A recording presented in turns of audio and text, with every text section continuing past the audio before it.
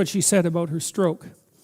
I remember that first day of the stroke with terrific bittersweetness. In the absence of the normal functioning of my left orientation association area, my perception of my physical boundaries was no longer limited to where my skin met air. I felt like a genie liberated from its bottle. It's a good metaphor. The energy of my spirit seemed to flow like a great whale gliding through a sea of silent euphoria. The absence of physical boundary was one of glorious bliss.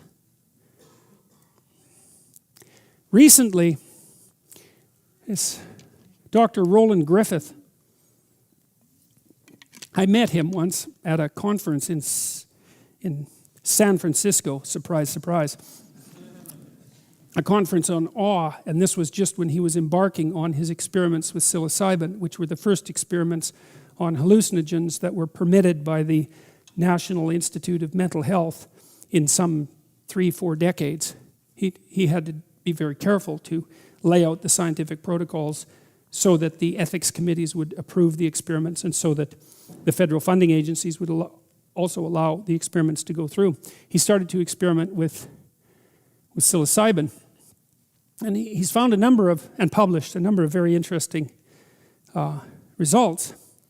One was that a single psilocybin trip, and I specify trip because sometimes when people take psilocybin at the doses that Griffith uses, they don't have a psychedelic experience.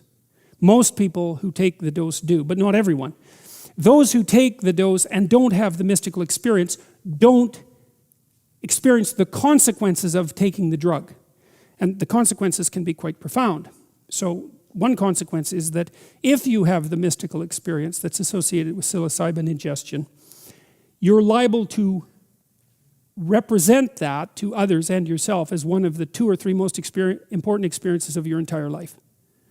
So that would be at the same level as the birth of your child or your marriage, let's say, assuming that those were transcendent experiences. But that's but that's how people describe them. So that's very interesting in and of itself.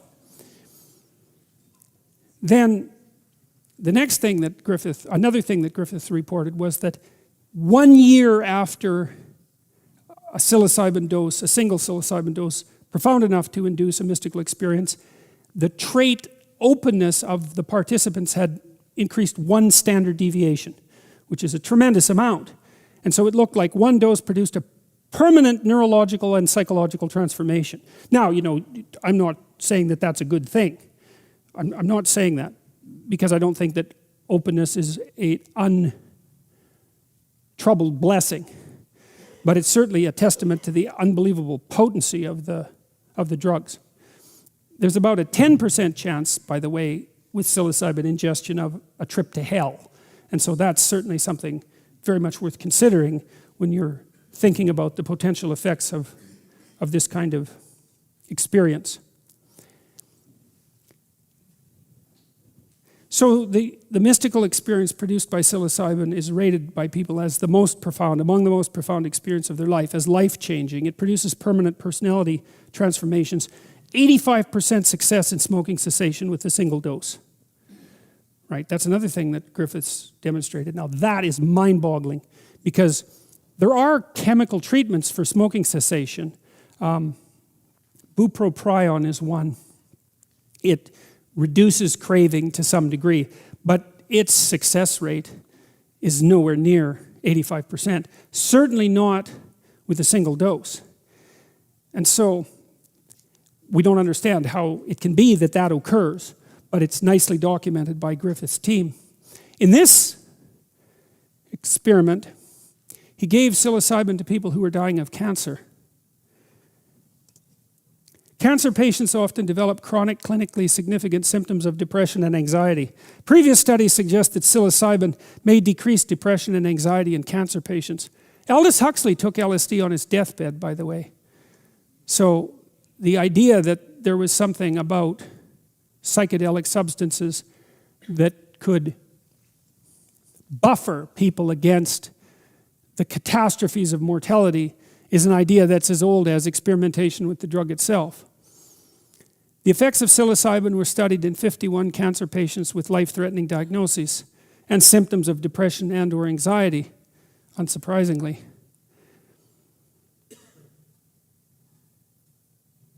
I don't really know if it's reasonable to describe the emotional state of people diagnosed with cancer of uncertain prognosis or mortal significance as depression, precisely. You know what I mean, is that if you go to the doctor and he tells you that you have intractable fatal cancer, the normative response is to be rather upset and anxious about that. And so one of the things that bothers me about clinical psychiatry and clinical psychology is the automatic presupposition that even overwhelming states of negative emotion are properly categorized as depression. Because I don't think you're depressed when you get a cancer diagnosis. I don't think that's the right way to think about it. I think that you have a big problem. And it's not surprising that you're overwhelmed by negative emotion, and to think about that as a psychiatric malfunction is a major error. But anyways, it's a side issue with regards to this study. The effects of psilocybin were studied in 51 cancer patients with life-threatening diagnosis and symptoms of depression and or anxiety. I cannot imagine how they got this through an ethics committee. It's just, we're going to take people who have uncertain diagnosis of cancer that are potentially life-threatening, and we're going to give them psychedelics. It's like, but they did it. And I think it's a testament to Griffith's stature as a researcher that was allowable. This was a randomized double-blind crossover trial, very carefully designed clinical investigation. People were assigned to the treatment group or to the drug group or the non-drug group randomly, blindly. And it investigated the effects of the drug also at different doses, which is another hallmark of a well-designed pharmacological study. Very low placebo-like dose, 1 or 3 milligrams per 70 kilograms of body weight, versus a high dose, 22 or 30 milligrams per 70 kilograms of psilocybin, chemical psilocybin, administered in counterbalance sequence with 5 weeks between sessions and a 6-month follow-up. Instructions to participants and staff minimized the effects of expectancy. Participants, staff, and community observers rated participant moods, attitudes, and behaviors throughout the study. That's also the hallmark of a well-designed study, because they didn't rely on a single source of information for the outcome data, right? They got self-reports, that's fine, but they had relatively objective observers also gather data at the same time. High-dose psilocybin produced large decreases in clinician and self-related measures of depressed mood and anxiety, along with increases in quality of life, life meaning and optimism, and decreases in death anxiety. And that's an interesting, it's a subtle and scientifically sparse statement, but it's a very interesting one. It was there's an intimation of a causal relationship here. Increases in quality of life, life meaning, and decreases in death anxiety. I mean, the intimation there is that one of the ways of decreasing your anxiety about death is to increase the felt meaning in your life. And the psilocybin dosages potentiate that, but it's a good thing to know in a general manner if it happens to be a generalizable truth, right? If you're terrified of mortality, terrified of vulnerability, there's always the possibility that the life path that you're following isn't rich enough to buffer you against the negative element of existence. It's a reasonable hypothesis, and an optimistic one, I think, although a difficult one. At 6-month follow-up, these changes were sustained, with about 80% of participants continuing to show clinically significant decreases in depressed mood and anxiety. Stephen Ross, commenting about this, he was a co-investigator, said, "It is simply unprecedented in psychiatry that a single dose of a medicine produces these kinds of dramatic and enduring results." Right, which means we have no idea why this happens. Participants attributed improvements in attitudes about life/self, mood, relationships, and spirituality to the high-dose experience, with more than 80% endorsing moderately or greater increased well-being and life satisfaction. Community observers showed corresponding changes. Mystical type psilocybin experience on session day mediated the effect of psilocybin dose on therapeutic outcomes. What that means is that, well, when the researchers were trying to look at a causal relationship between drug ingestion and the positive outcome, the causal relationship was drug ingestion, mystical experience, positive outcome. It wasn't drug ingestion, positive outcome. There had to be the experience produced by the pharmaceutical agent in order for the pharmaceutical agent to have had its effect. Now, we don't know why that is either. I mean, maybe some people needed a higher dose. Who knows? Because people vary tremendously in their sensitivity to pharmaceutical substances. Now, why am I telling you all this? Well, I'm telling you for a variety of reasons. The first is, make no mistake about it. Human beings have the capacity for forms of consciousness that are radically unlike our normative forms of consciousness.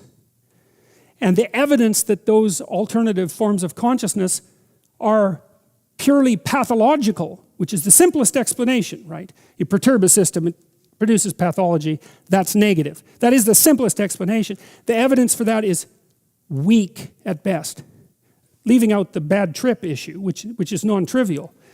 The empirical evidence, as it accrues, in fact seems to suggest that the consequence of positive mystical experiences associated with psychedelic intake is overwhelmingly positive, even in extreme situations. And you really can't find a more extreme situation than uncertain cancer diagnosis with concomitant depression and anxiety. I mean, that's not as bad as it gets, but it's kind of in the ballpark.